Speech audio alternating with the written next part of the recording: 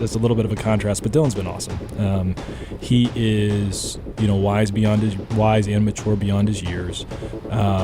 He has outstanding preparation habits. He's very smart, and he fits what we want to do. He's highly accurate, a good decision maker. Andrew Berry has once again reshuffled the deck on Cleveland's quarterback depth chart. And this time, the move is sending shockwaves across the league. Once considered one of the few executives hesitant to crown Dillon Gabriel too soon, Berry has now made it crystal clear. Gabriel is their priority prospect, officially slotted ahead of Shedeur Sanders. This declaration isn't just about depth charts or practice reps. It's a signal of philosophy, of direction. By elevating Gabriel, Berry is betting on more than arm strength. He's placing faith in what he calls remarkable accuracy and a maturity that he insists is years beyond Gabriel's age. For a Browns franchise forever haunted by quarterback instability, this endorsement carries enormous weight. But here's the real question. Why now? Why? In a season already defined by quarterback controversy, has Berry chosen this moment to double down on Gabriel? Is this about performance or politics? The answers may decide not just who takes the field on Sundays, but the trajectory of Cleveland's future. Really, really good job. Proud of you. Cool. Really, really nice job. You're not fully proud, kinda. I'm kinda proud. Look, for your first time, it was a perfect no, but you made plays, you operated, so it's just stacked. I love when you tell the facts, do you?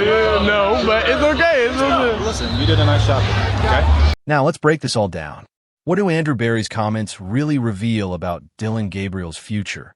And perhaps more importantly, what do they tell us about his shifting stance on Shadur Sanders? For months, Berry wasn't just another executive evaluating talent. He was the rare figure inside Cleveland's front office who believed in Shedeur when almost no one else did. At a time when whispers of doubt clouded Sanders' potential, Berry saw something that others simply could not. He identified a spark, a raw blend of composure, athleticism, and leadership that hinted at something greater. That belief turned Sanders into the focal point of the Browns' narrative. Suddenly, every throw, every read, every practice rep carried the weight of expectation. But this wasn't just media spin or hopeful speculation. It was action-driven belief. After Sanders' breakout showing in his very first preseason game, the entire mood shifted. This wasn't just a rookie fighting for relevance. This was a quarterback forcing his way into the conversation. And Berry, who had championed him long before the hype, made a move that spoke louder than any press release. He sought Sanders out personally. Words of encouragement, a gesture of confidence, a rare public endorsement in a league that rarely deals in guarantees. It was more than just support. It was a signal, a declaration that Sanders could be more than a promising rookie. He could be the quarterback who rewrites Cleveland's story.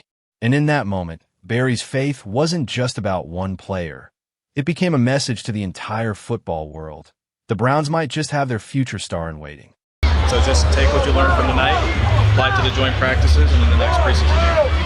All right? You were the real player now. I'm going to bring that sauce to you. I know you will. I know you will. Really good job. That's a great start. It feels more real. Now, I'll just say I'm back in my groove. That's really, really good job. Proud of you. Cool. Really, really nice job. You're not fully proud, kinda. I'm kinda proud. Look, for your first time, it was a perfect no, but you made plays, you operated, it's just stacked. I love when you tell the facts, do you? No, but it's okay. It's okay. Listen, you did a nice job, okay? Skip Bayless didn't just hand out compliments. He delivered a proclamation. He didn't merely say Shedeur Sanders was a strong fit for the Cleveland Browns.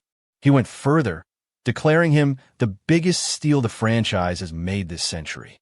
That kind of language, especially from a commentator known for his fiery takes and polarizing opinions, carried a thunderous weight across the NFL landscape.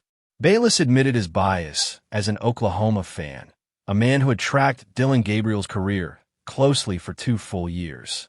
He knew Gabriel's strengths, his rhythm, his ability to command an offense. But even with that knowledge, Bayless made it clear Gabriel wasn't close to Shedeur Sanders. In his eyes, Sanders surpassed Gabriel in vision, poise, arm talent, and raw ability to take over a game. For Bayless, this wasn't just speculation, it was conviction. He argued that Cleveland hadn't simply added another young quarterback to their roster. They had secured a potential franchise changer, a rare talent capable of not only stabilizing the most volatile position in football, but of raising the ceiling of the entire team. In Bayless' words, Sanders wasn't just another draft pick. He was a game-altering investment, the kind of quarterback who could redefine what Cleveland football looks like for years to come. I definitely think he should start this weekend, because if he did, that team would be electrified by him. Because Njoku and Jeudy showed you through training camp, they love this kid because he's special. Shedeur is better than Dillon Gabriel. Shedeur would electrify the locker room in the city in ways Joe Fluco would never this year, will never the rest of this year. So he's born to play quarterback in this league because he is deadly accurate. And it isn't just Skip Bayless fueling the fire. Inside Berea, within the walls of the Cleveland Browns' own headquarters, voices of authority are beginning to echo the same sentiment about Shedeur Sanders. Recently, the team's assistant general manager broke his silence, and his words carried weight. He pointed to Sanders' relentless mindset, his unwavering dedication, and the steady, visible strides he's made since arriving in Cleveland. This wasn't a casual remark. According to him, Sanders' progress has been so pronounced that evaluators across the organization have been forced to stop and reassess. What more can we do to support a player this driven? That was the question circulating among decision-makers, a recognition that Sanders wasn't simply another rookie fighting for scraps, but a competitor demanding serious consideration. The assistant GM made it clear. The Browns not only notice Sanders' effort, they respect it. They see the hours, the discipline, the quiet leadership already taking root. And with that acknowledgement comes something more powerful, organizational backing. At one point, the message was simple. Sanders is ready to step in whenever the team needs him. But now, with Barry's depth chart decisions and Gabriel's sudden rise, that confidence feels more complicated, more fragile. The support remains, but the path to opportunity may have shifted right beneath Shedeur's feet. When it comes to what he's shown so far, same. He's worked at his craft, he's passionate, he's dedicated to it, he puts the time in. And those are really the things that you can really hang your head on when it comes to these young players. And then he's shown growth. He's shown growth on the field. And again, it's a super small sample size, so we got to continue to be intentional with his plan and work with him just like we will do with every rookie. But here's the twist. Andrew Berry's sudden change of heart may not be entirely his own doing. What if the pressure isn't coming from the practice field or even the coaching staff, but from higher up, from the Cleveland Browns' very hierarchy? Whispers suggest the ownership group, who were never fully convinced about Shedeur Sanders in the first place, may be tightening their grip on roster decisions. It's no secret in the NFL. Owners often wield a silent, yet powerful influence. Their voices, their investments, and their long-term visions can override the instincts of general managers or coaches, even if it runs counter to football logic. And in Cleveland's case, this dynamic may be playing out in real time. Berry, once Sanders' loudest advocate, could now find himself cornered in a tug-of-war, pulled between his belief in Shedeur and the will of the ownership that never wanted him here to begin with. And this is where the story grows even more complex. Because pressure from the top doesn't just affect depth charts. It shapes reputations, locker room chemistry, and the very identity of franchise. Around the league, the debate is no longer just about who should line up as QB2. It's about power, influence, and whether the Browns are on the verge of repeating the same mistakes that have haunted them for decades. The fallout from this tug-of-war could ripple far beyond Cleveland's locker room, and it may be bigger than anyone realizes. It's a little bit of a contrast, but Dillon's been awesome. He is, wise and mature beyond his years. He has outstanding preparation habits. He's very smart, and he fits what we want to do. He's highly accurate, a good decision maker. Deion Sanders' relationship with NFL ownership has always been complicated, to put it lightly. His outspoken nature, his independence, and his refusal to play by the league's traditional rules have earned him as many critics as admirers. And now, as his son Shedeur takes his first steps into the NFL spotlight, whispers suggest that this history may be casting a long shadow.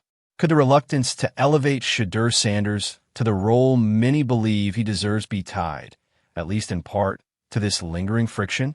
It's not out of the realm of possibility. Whatever the true reason, one fact stands clear: Cleveland is treading on dangerous ground. If Andrew Berry is backtracking under pressure from ownership, or if Shedeur is paying the price for politics rooted in his father's legacy, the Browns may be committing a mistake that will haunt them for years.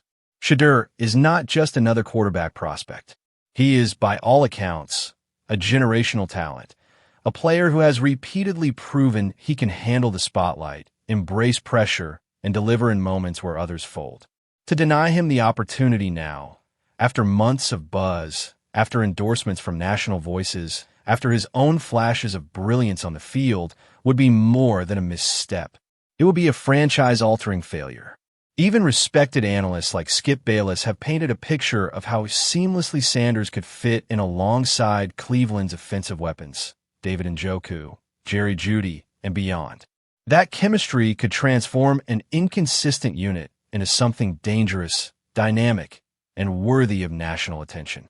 Yet, with every week of hesitation, with every shuffle of the depth chart, the Browns drift further from that reality. This is more than a roster decision. It's a defining crossroads. The Browns can seize the moment, take the bold step, and trust in the player who could reshape their future. Or they can let the opportunity slip, doomed to be remembered in Cleveland lore as yet another case of what could have been. So the question becomes, will the Browns choose courage, or will they allow fear, politics, and hesitation to dictate their destiny? Because if this gamble backfires, it won't just sting for a season. It will echo for a generation. And now, we turn it to you. What do you think? Should Shadur Sanders be the man to lead Cleveland into the future? Or will this hesitation define the Browns' legacy for years to come?